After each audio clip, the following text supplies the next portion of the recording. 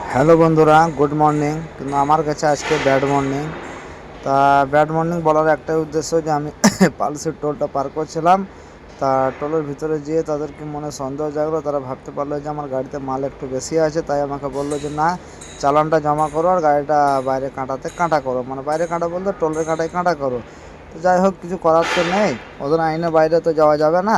তা তাদের হাতে চালানটা জমা দিয়ে আমি না কী করলাম, গাড়িটা আমার টোলে নিয়ে চলে এলাম।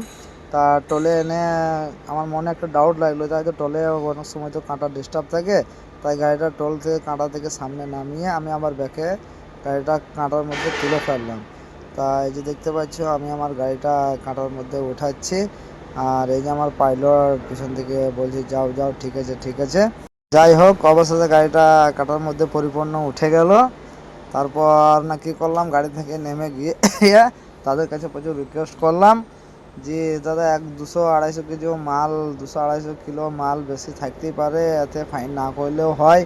তা বললাম যে কী করবো বলেন, যে তেল ভরেছি, স্টেপনি লাগিয়েছি, তার সত্ত্বেও কোনো মতে তারা ছাড়লো না। অবশেষে টোলের ইনচার্জের সঙ্গে কথা বললাম, তাও কোনো মতে ছাড় দিল না, বলছে 10 কেজি মাল বেশি এলো, ফাইন তোমাকে লাগবে।